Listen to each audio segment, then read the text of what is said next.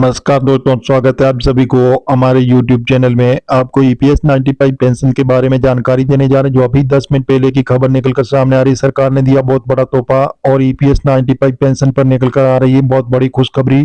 EPF pension scheme की जानिए किन लोगों को मिलती है EPS पेंशन, कौन है इसके पात्र, और इसके बारे में विस्तार पूर्वक आपको जानकारी बताने जा रहे हैं, जो अभी 10 मिनट पहले की खबर में बताया जा रहा है। पेंशन स्कीम जो आप भी चाहते हैं कि आपको भी कर्मचारी पेंशन योजना का लाभ मिले, तो पहले इसकी पात्रता के बारे में जानकारी प्राप्त जरूर करें, क्यों आज इस वीडियो के माध्यम से आपको पूरी जानकारी देने वाले हैं। जैसे पेंशन स्कीम 1995 में कर्मचारी पेंशन योजना की शुरुआत की गई थी। दरअसल एक सामाजिक सुरक्षा योजना है जो आपके भविष्य को सुरक्षित बनाने में सहायक। इस योजना को कर्मचारी भविष्य निधि संगठन द्वारा संचालित किया जाता है। EPFO ने अपने सदस्यों को पेंशन का लाभ प्रदान करवाता है। वहीं इस पेंशन योजना का फायदा न केवल सदस्यों को बल्कि उनके परिवार और नामांकित व्यक्तियों को भी मिलता है। अगर ऐसे में आप भी चाहते हैं आपको भी इस योजना का लाभ मिले, तो पहले आप इस पात्रता के बारे में जानकारी प्राप्त जरूर करें। आज इस वीडियो के माध्यम से पूरी जानकारी देने वाले हैं। तो जी हाँ दोस्तों, आयु आपकी 50 वर्ष से अधिक है। दरअसल EPS पेंशन योजना का लाभ केवल उन्हीं EPFO सदस्यों को मिलता है जिन्होंने कम से कम 10 वर्षों तक नौकरी की हो और कर्मचारी भविष्य निधि संगठन में लगातार 10 वर्षों का भाग लिया हो। इसके अतिरिक्त यदि सदस्य की आयु 50 वर्ष से अधिक है, वह समस्त पेंशन प्राप्त करने का पात्र हो जाता है। इस प्रकार करें पेंशन की गणना। यदि आप EPFO सदस्य और EPS योजना के तहत अपनी पेंशन की गणना करना चाहते हैं, तो ये कार्य आप आसानी से कर सकते हैं। दरअसल पेंशन की राशि दो मुख्य बातों पर निर्भर करती है। पहला, आपने कितना समय तक पेंशन योजना में योगदान दिया, और दूसरा, सेवानिवृत्ति से पहले 60 महीनों की आपकी औसत वेतन कितनी थी।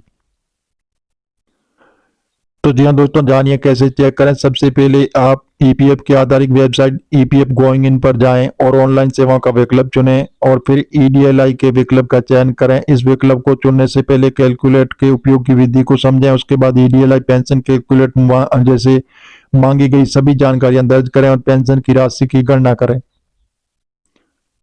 तो जी हाँ दोस्तों, इस प्रकार जो EPS 95 पेंशन धारकों के लिए बहुत बड़ी खुशखबरी आ रही है। बताया जा रहा है कि सरकार EPS 95 पेंशन धारकों को बहुत ही बड़ा तोहफा देने जा रही है। जो पहले आप अपने अकाउंट से किसी भी टाइम केवल 50,000 रुपये निकाल सकते थे, लेकिन सरकार ने अब इसको बढ़ाकर 1 लाख रुपये कर दिया। अब किसी भी इमरजेंसी में आप अपने अकाउंट से 1 लाख रुपए की एक साथ निकासी आराम से कर सकते हैं। और पेंशन लिमिट को भी बढ़ा दिया गया है, 21,000 रुपये कर दिया, जिससे आपकी पेंशन में बड़ा इजाफा होगा। सरकार कर्मचारी भविष्य निधि संगठन यानी EPFO में सुधार करने के लिए बड़े बदलाव की तैयारी। इन बदलावों की लिस्ट में मौजूदा न्यूनतम पेंशन की वर्तमान 1,000 रुपये से आगे बढ़ाया जाना, रिटायरमेंट के समय आंशिक निकासी की अनुमति के साथ ही सबसे महत्वपूर्ण, इस योजना को अधिक कवरेज के लिए साथ ऐसे लोगों के लिए आकर्षक बनाता है शामिल जिसकी मासिक आय 15,000 रुपये प्रति माह से ज्यादा। सरकार की ओर से इसके लिए इंफ्रास्ट्रक्चर में चेंज के आदेश भी दे दिए गए हैं, जो आपको बहुत ही अच्छा लाभ मिलेगा। तो जी हाँ दोस्तों, हम जो आपको EPS 95 पेंशन के बारे में बात करने जा रहे हैं, जो अभी 10 मिनट पहले की खबर में बताया जा रहा है। सरकार पेंशन धारकों को दिया बहुत बड़ा तोहफा। अब जल्दी आपको पेंशन का लाभ मिलेगा।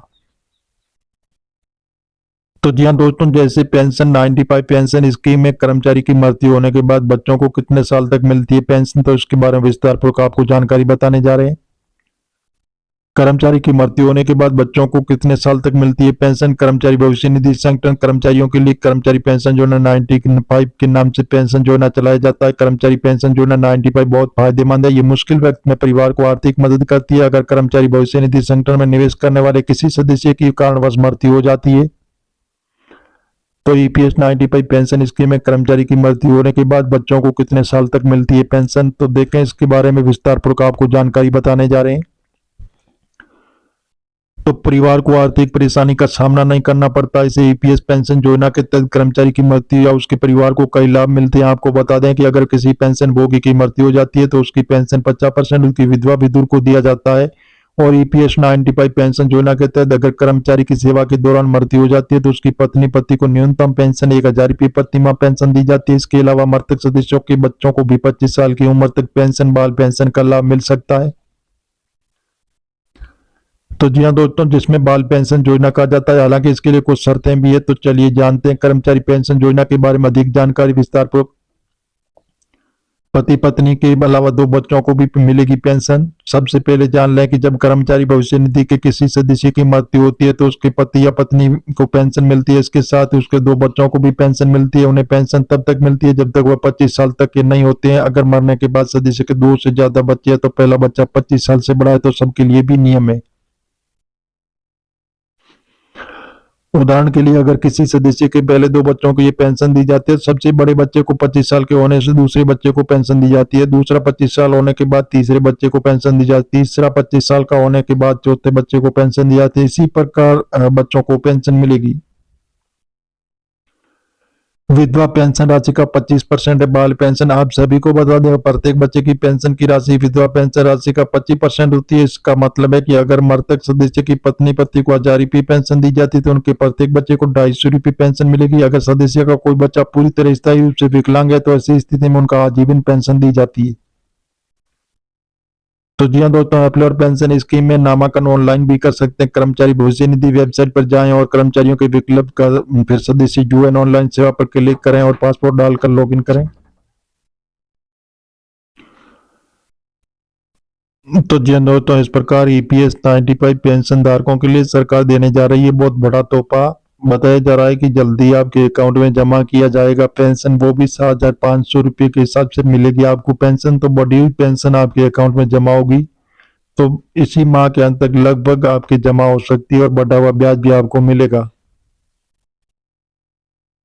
तो जी हाँ दोस्तों, इस प्रकार ईपीएस 95 पेंशन धारकों के लिए बहुत बड़ी खुशखबरी आ रही है कि आपको मिनिमम पेंशन राशि 1000 रुपये मिल रही है। तो सरकार उसकी जगह आपको 7500 रुपये दिया जाएगा और आपको पहले जैसे 8.15% की दर से ब्याज मिलता था तो लेकिन सरकार ने इसको बढ़ाकर 8.25% कर दिया और इसमें आपकी पेंशन में एक बड़ा इजाफा होगा।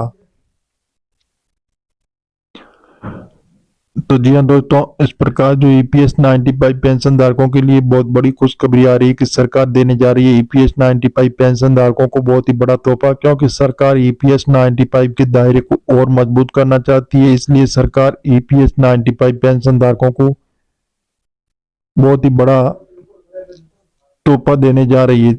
तो इस प्रकार जो ईपीएस 95 पेंशन धारकों के लिए बहुत बड़ी खुशखबरी आ रही है। तो जी हाँ दोस्तों, हम मीडिया आधारित आपको बता रहे हैं, सरकार से अभी हाल फिलहाल ऐसी घोषणा नहीं हुई है। आप कोई भी निर्णय लेने से पहले सरकारी ऑफिशियल वेबसाइट पर जाकर इसकी जानकारी ले सकते हैं और मिलेंगे नई जानकारी के साथ। नई और पहली बात तो चैनल को सब्सक्राइब कर लीजिए ताकि इसी प्रकार की नई जानकारी सबसे पहले आपको मिलती रहेगी।